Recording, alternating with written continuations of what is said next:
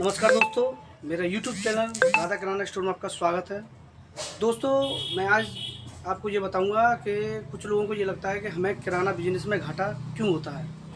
दोस्तों, किराना बिजनेस में घाटा होने के भी कुछ कारण ये होते हैं, जैसे हमारी दुकान सही लोकेशन पे ना होना। क्योंकि हमें जब भी दुकान करनी चाहिए तो ये भी देखना चाहिए कि हमारी लोकेशन कौन सी जगह सही है, कौन सा माहौल है। तो ये भी हमें ध्यान रखना चाहिए कि व्यापार करते समय हमें कौन सी लोकेशन में कौन सी दुकान खोलनी चाहिए। तो लोकेशन का होना बहुत ज़रूरी है। दूसरी बात, हम जब भी काम की शुरुआत करते हैं या हम नई दुकान की शुरुआत करते हैं तो हमें माल कम क्वांटिटी में ही लेना चाहिए।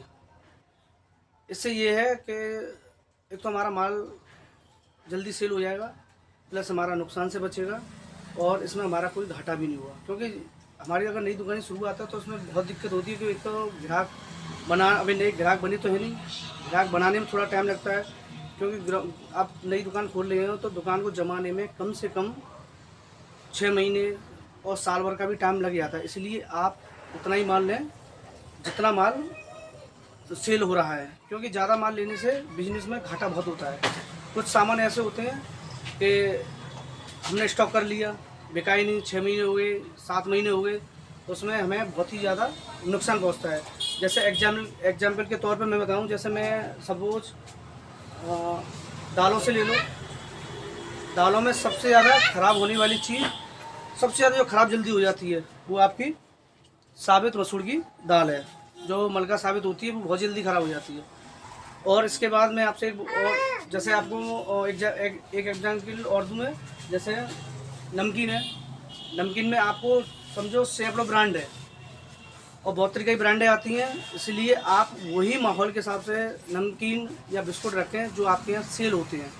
क्योंकि ज़्यादा नमकीन रखने से या ज़्यादा तरीके के बिस्कुट रखने से नुकसान उठाना पड़ सकता है। जैसे मैं आपको दिखाऊँ, देखो जैसे मेरे पास ये ब्रांड के बिस्कुट लगे हुए हैं।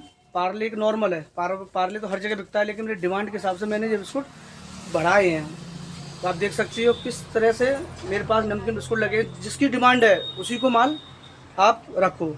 एक चीज़ और है माल बढ़ाने का, एक रूल बता दूं। माल बढ़ाने के लिए जब भी ग्राहक किसी चीज़ की डिमांड करे, आप एक कॉपी लीजिए, एक कलम लो, उस पर अपनी डिमांड ग्राहक की लिखो। आप ज़्यादा नहीं, कम से कम 3 या 4 सैंपल के तौर पर उस चीज़ को रखो, ताकि आपका कोई भी ग्राहक आपकी दुकान से ना जा सके।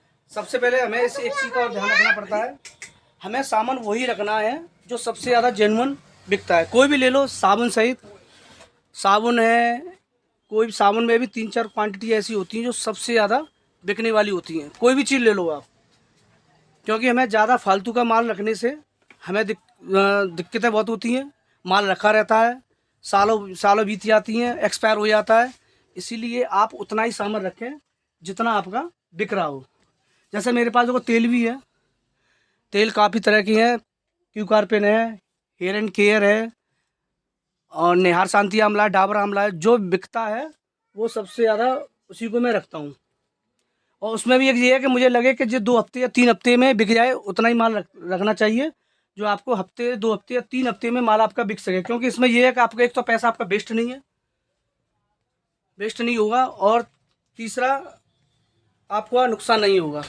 तो दोस्तों, इन चीज़ों का हमेशा हमें ध्यान रखना पड़ता है कि कौन सा माल बिक रहा है, कौन सा नहीं बिक रहा है। इसलिए इस चीज़ों का बहुत ध्यान रखना चाहिए। क्योंकि अगर हमारी नई दुकान की शुरुआत है तो और भी ज़्यादा, क्योंकि नई दुकान शुरुआत में हमें बहुत काफ़ी परेशानियाँ होती हैं, मन उबता है, बैठे बैठे कभी तो ये लगता है कि ग्राहक शायद आएगा ही नहीं। तो इसमें मन को शांत रखना भी ज़रूरी है, धैर्य रखना ज़रूरी है, ताकि धैर्य रखने से ये है कि आपका प्रोत्साहन बढ़ेगा। आज नहीं कल, कल नहीं तो परसों आपकी दुकान ज़रूर चलेगी।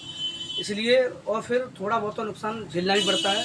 तो नुकसान भी होगा तो उसका प्रॉफिट भी कहीं ना कहीं निकल के आपके नुकसान की भरपाई जरूर करेगा। दोस्तों, अगर मेरा वीडियो अच्छा लगे तो वीडियो को लाइक करना, चैनल को सब्सक्राइब कर लेना। अगले वीडियो में बहुत जल्दी मिलेंगे। नमस्कार।